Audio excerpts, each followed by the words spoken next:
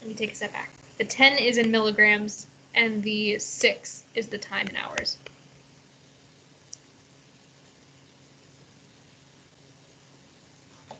What just happened?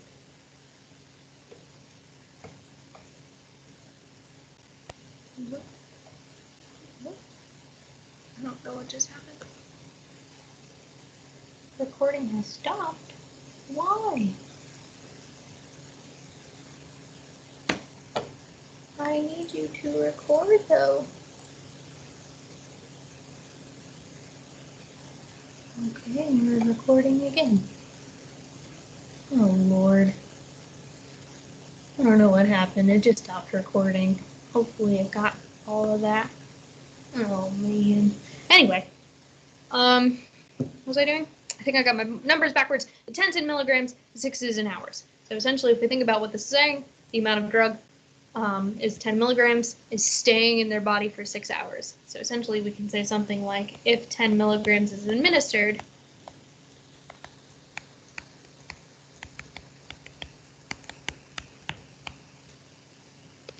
it stays in their system for 6 hours. Again, as long as you get the point across of 10 milligrams stays in for 6 hours, I don't really care how it's phrased, as long as it gets the point across. So give units for the 10 and the 6, we kind of already did. 10 milligrams, 6 hours. Even if I didn't do those little pieces on the side, the fact that the units end up in my interpretation is fine. So write the derivative as of the function in Leibniz notation. If f prime of 10 equals 0.5, really should start putting zeros in front of these decimal points. What are the units of the 0.5? So here we just want units, and then in the next piece we will actually interpret. So Leibniz notation. I always forget if there should, I always think there's a T in his name and there's not. So we have an L equals f of q. So we need the gonna say that wrong. The dependent over the independent. So we would have dl over dq as our Leibniz notation. And therefore the units of the derivative, well, what are the units of L? Units of L were in hours. What is the units of Q? Milligrams, so hours per milligram would be the units of the derivative value, so the units of that 0.5. The rain is distracting me. And then in part 3, interpret the statement f prime of 10 equals 0.5 in terms of dose and duration. So now we actually want to interpret this, so I'm going my English is breaking. I'm only going to pick one way. I'll write them both out for when I post the answers, but just for the sake of time, I'm just going to write one of them for now. So let's do, I don't know, the right way. So the first thing I always have to say is where I start at. So essentially after administering 10 milligrams, now I want to say whether the Y value is increasing or decreasing, and I should also kind of include those, that kind of context of the Y value. So the Y value is the amount of time it's staying in their system. So we'll say the amount of time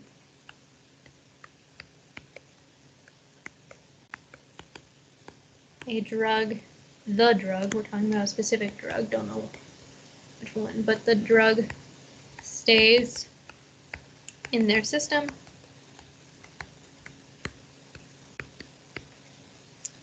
is increasing because 0.5 is positive by, and then tell them the actual value it's increasing or decreasing by. Race 0.5 and use your units of the actual derivative in this case. So hours per milligram.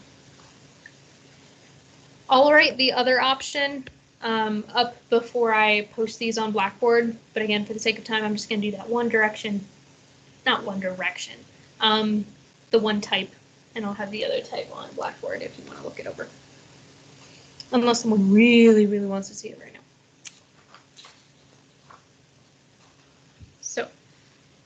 I'll leave that up for a few more seconds so people can get that down.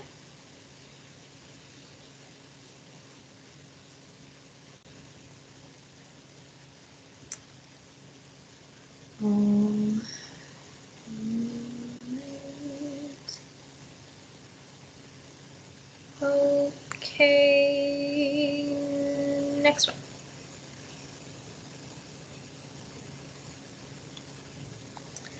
Fertilizers improve agricultural production. A Cornell University study on maize, which is corn production in Kenya, found that the average value, Y equals X in Kenyan shillings, of the yearly maize production from an average plot of land is a function of the quantity of fertilizer used in kilograms. So note that the shilling is just the Kenyan unit of currency. So first thing, we want to interpret still, and then we finally get to some new stuff after that, but interpret the statements f of 5 equals 11,500 and f prime of 5 equals 350. So the first one, again, has no prime, so it's just a generic function interpretation. So we have 5 kilograms of fertilizer, 11,500 Kenyan shillings. So we could say something like, if 5 kilograms of fertilizer is used, if 5 kilograms of fertilizer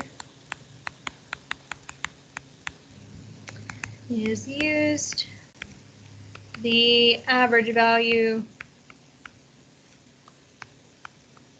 for maize production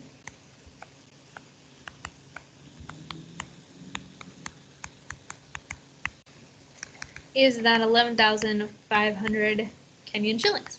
Kenyan shillings.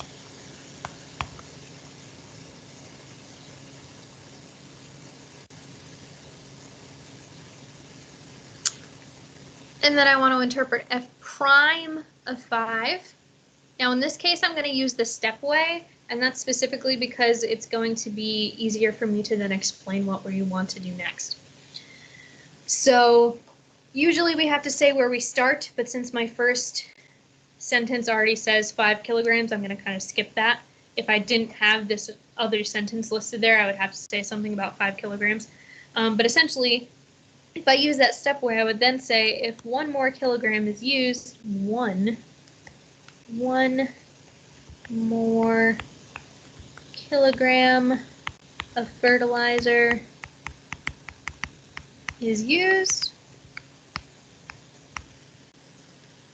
then what is happening, that 350 is essentially the increase in the average value. So the average value increases by 350 Kenyan shillings.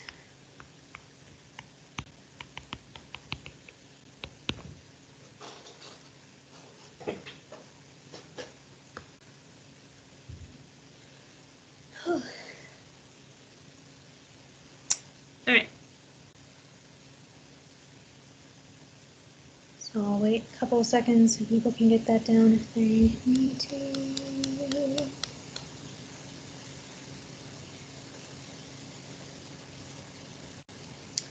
Use the statements in part A to estimate f of 6 and f of 10. So this is kind of a new piece here.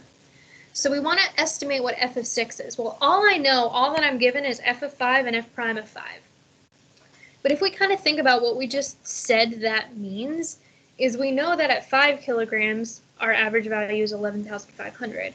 And the next thing tells me if I add 1 more kilogram of fertilizer. Well, if I add 1 more kilogram of fertilizer, I'm at 6 kilograms of fertilizer, which would be f of 6.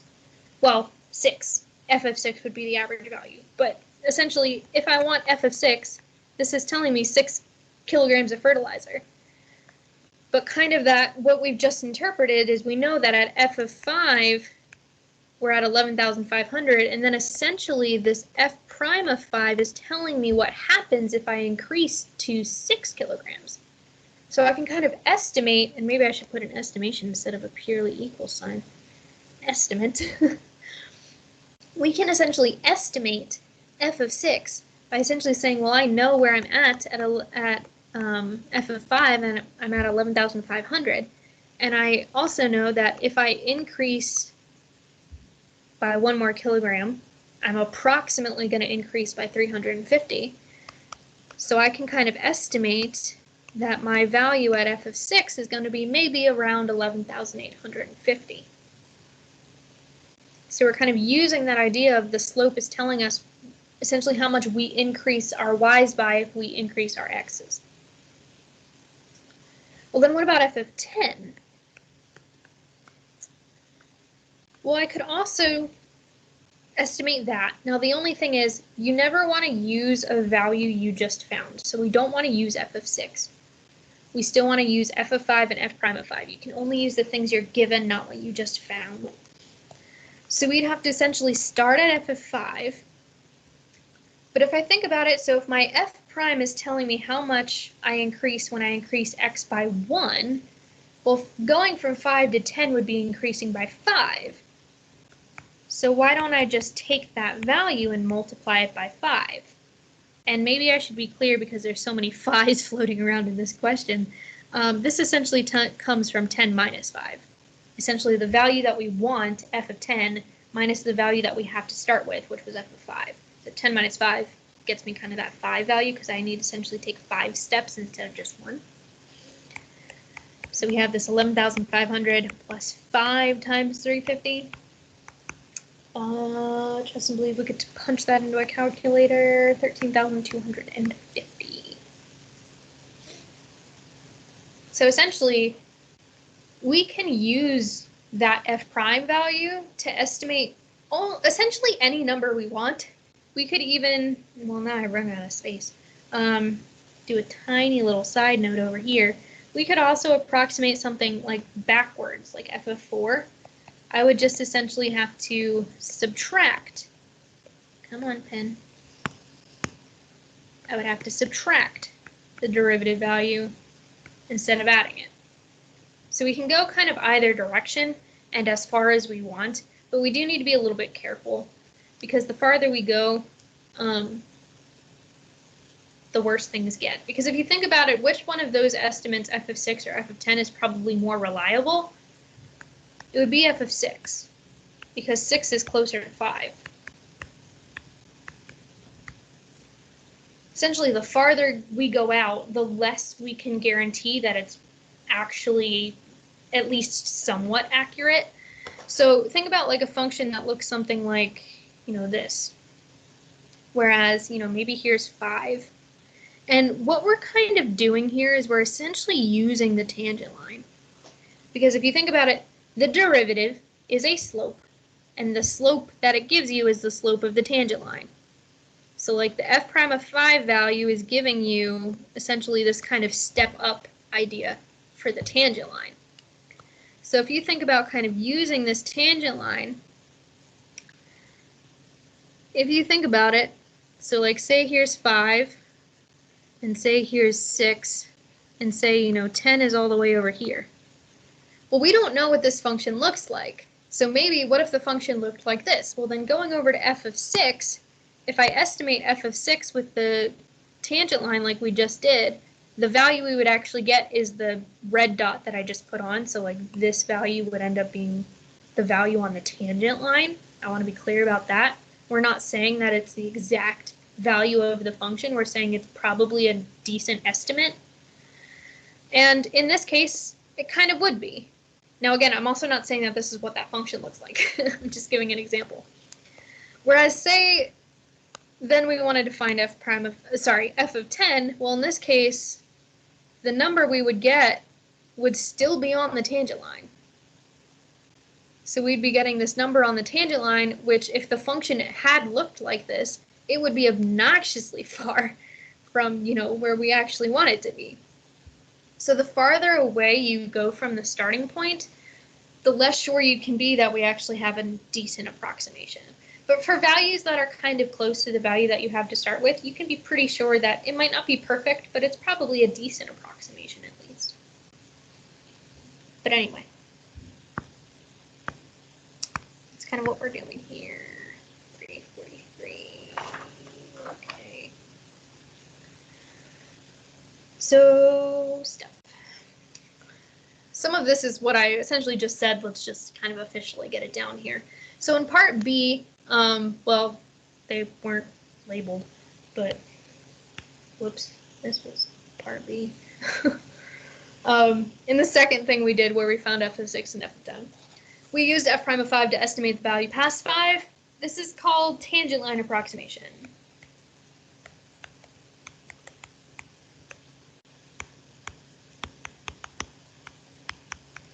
So this comes from that kind of thing that I pointed out at the very beginning that I said we'd forget about by the time we got here.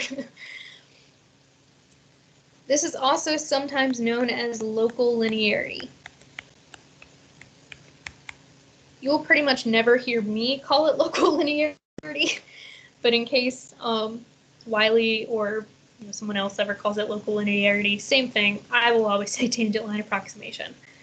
If I wanted to write this out in general, I would do so like this.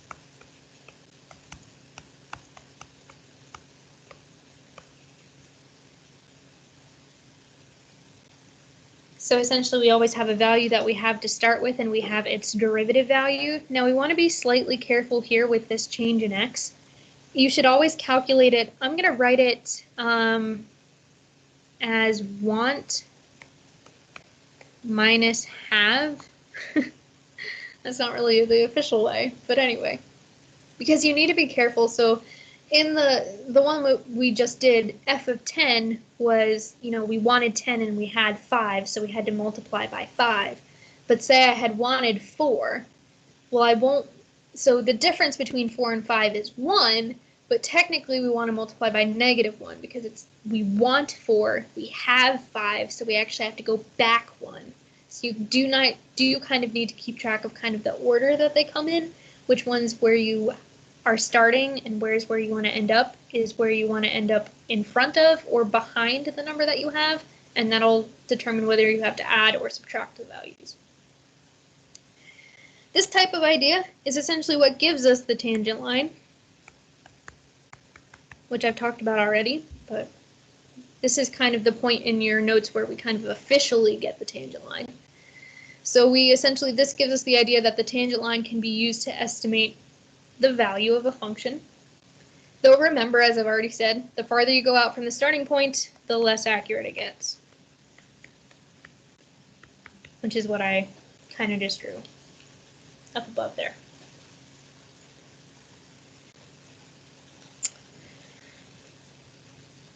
Now, this next definition I've technically defined already because, again, I wanted to talk about it beforehand, but this is where your book officially brings it in, so we'll officially write them down here. So if you have 2 points on a function, if you draw the line between them, you have a secant line.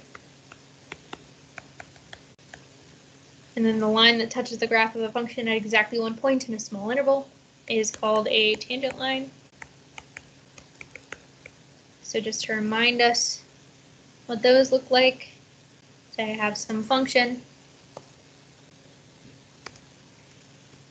I have a point here, and it only touches that 1 point. That's our tangent. Again, kind of already talked about this, but just to refresh. And then pick any 2 points on the graph, draw a line between them. You got a secant. So I'll leave that up for the next couple seconds before we move on to the next page.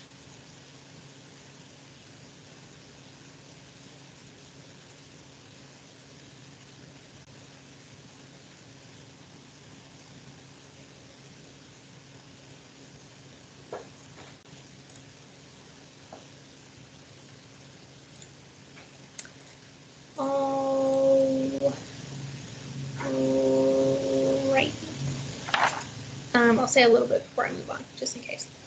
So at this point, I've talked about the tangent line a bunch, and now we've officially defined it.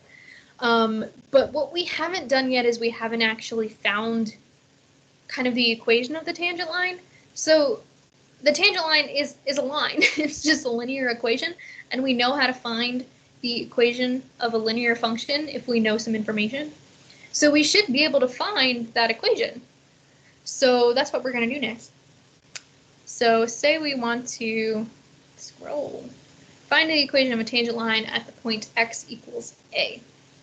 Now, the phrasing of this, I'm still writing in green, might sound a little bit odd, and that's because next week we're going to be finding these things called, not finding them, but we're going to be learning about these things called derivative rules. So we're actually going to be able to find exactly the derivative of something. So up to this point we were estimating using the instantaneous rate of change. But we're going to find the actual full derivative. So I kind of phrase this so that you can come back to it later and it still works, even though we don't have the full derivative yet. But anyway, so that's why the phrasing might sound a little bit odd. But anyway, it still works for what we have right now as well. So the first thing you have to do is you have to find the derivative. In our case, we'll find the value of it. Now we're trying to find the tangent line at some point A. So you're going to take that point A, and you're going to plug it into the original function. This is going to give you the point that you need to write the equation of the line. And you're also going to take it and you're going to plug it into the derivative.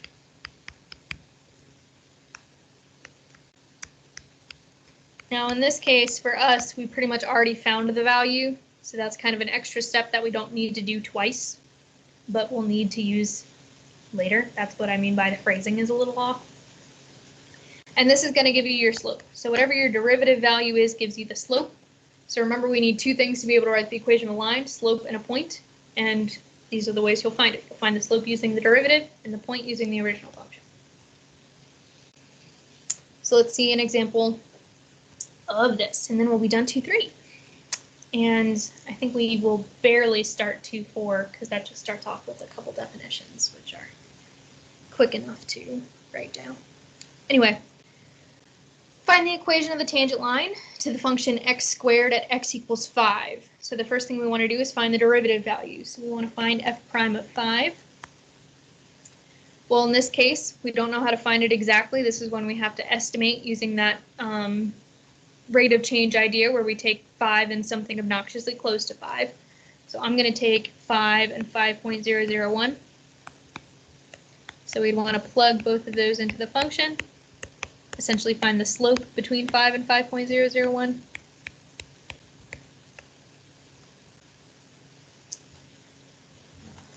So 5.001 squared. Take a ton of decimal points. I'm going to end up taking all of them. Minus 5 squared.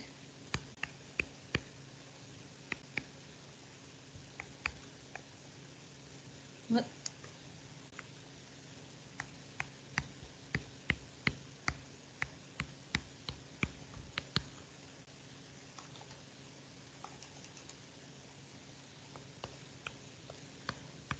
Now I'm going to leave it as 10.001. Some of you might be yelling at me to just make it 10, but I don't want to, so I'm not gonna. Just because I want to be difficult. So I'm going to take my slope. So this is now my slope of the line that I'm going to want to find. So my derivative value is giving me the slope of the line that I want to essentially find the equation of. And then we have to plug the value that we cared about into the original function. So we get 25. So that's going to give us the point that we want to use to write the equation of the line. Once my screen catches up to me. Hello? Hello. So we've got our point and our slope. So now we can go about finding the equation of the line. We need to find b. We're not quite done yet. This is where we essentially have to look at y equals mx plus b, plug in the values that we know, and solve for b.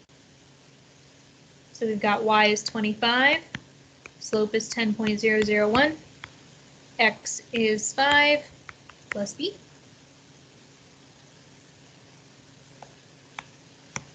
We're going to get 50.005 plus b equals 25. Subtract the 50 thing from both sides. You're going to get negative 25.005 equals b.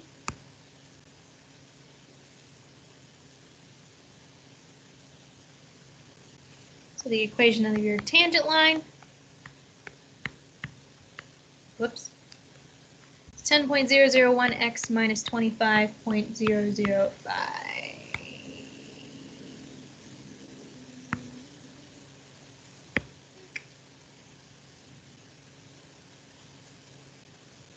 Here you go, hopefully.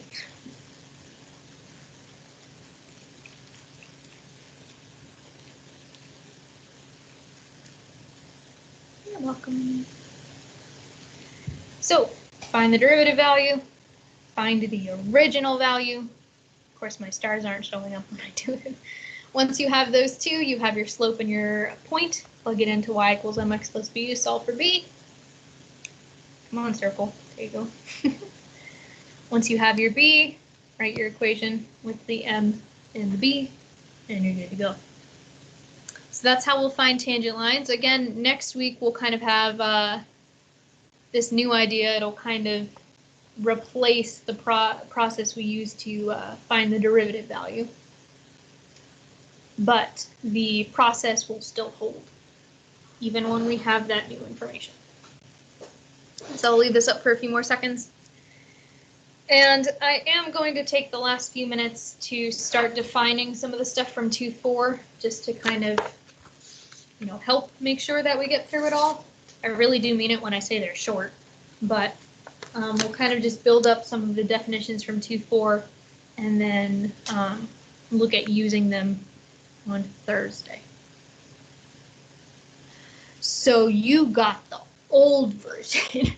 So Sydney, I had originally, I think I removed it from the general page later. I think.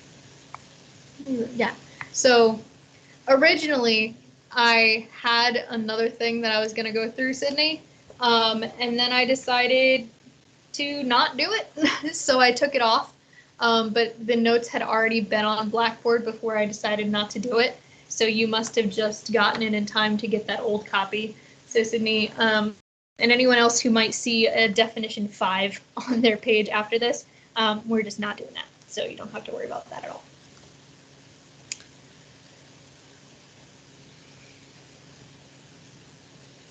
I'm surprised that you still had that version, but I mean, whatever.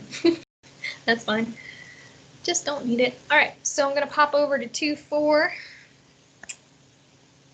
which crap means I need to pull up 2.4 because I'm not on the computer that it was pulled up on. Whoopsies. And we'll just write down a couple definitions, come back to them to actually do some examples on Thursday. But just to get some of it down now, just for time purposes.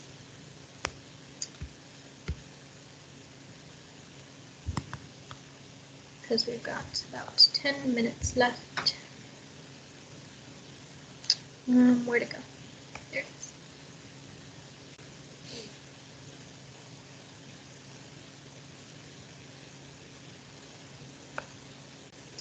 So 2.4, it's called this second derivative. So since the derivative itself is a function, which is what we essentially learned in 2.2 when we did that very lovely Desmos that I had to keep popping but like back and forth 5 million times between, and we kind of drew that parabola, and so there was that derivative function for that original one. So since the derivative is itself a function, we can also talk about the derivative of the derivative. So say we have some function y equals f of x, then the second derivative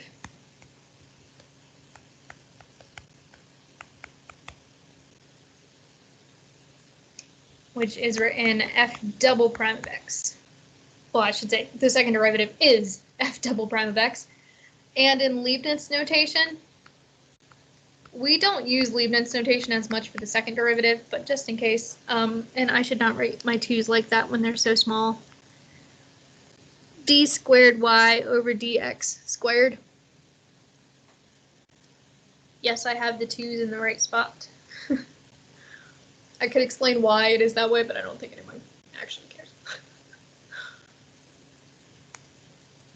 So this next bit is the last bit we're going to go through. We're just kind of build up the kind of intuition behind what's going on here. So remember back from 2-2, the thing that we wrote down and I circled about 5 million bajillion times and said it was really, really, really, really important. It's coming back. So remember, and did I fix these? Okay, also if you, no wait, maybe? It's possible that you might have an old version of this if you printed them out earlier than like yesterday at 6. So you might have a typo in yours. This was originally all of them were greater than symbols, and they shouldn't be. Half of them should be less than symbols. So if you have them printed out, just try to triple check that that those symbols are correct, because originally there was a very bad typo where they were all greater than instead of one of them being less than. So anyway, so remember, if the derivative is positive on an interval, then the original function is increasing. And if the derivative is negative on an interval, then the original function is decreasing. Decreasing.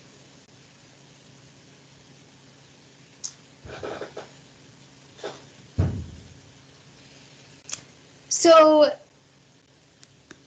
note that we start with a derivative and we kind of go backwards, if you will. Kind of goes back to the original function. So what if I start with the second derivative? So if I start with the second derivative and I kind of do that same idea of kind of going backwards, if you will, that would kind of take a step back to the first derivative. So we also have a very similar relationship where if f double prime is greater than 0, then f prime, the first derivative, is increasing. Hello. Pen's crapping out again.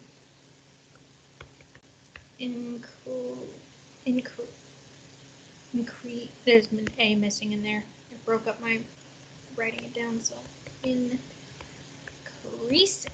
There we go. So it's kind of that same kind of pattern just now with our second derivative. And if the second derivative is negative on an interval, then f prime is decreasing.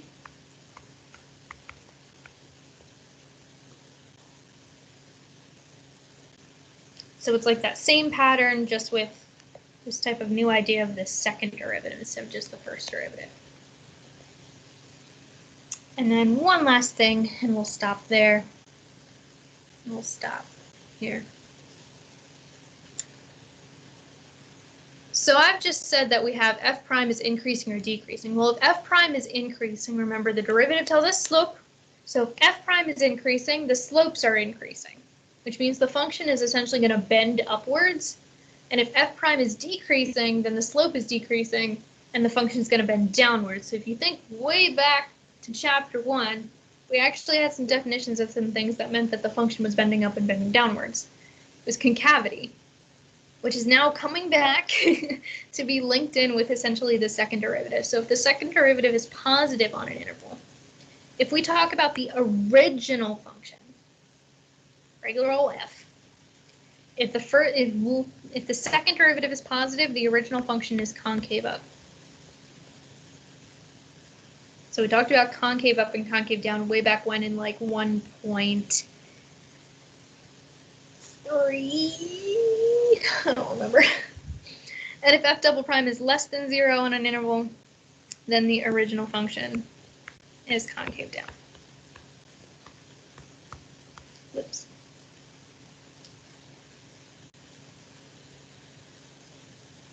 So we're going to stop there. Next time we essentially write all of that down again in a kind of summary table. So we'll kind of have a reminder of that next time on Thursday. Your quiz. Let me stop recording.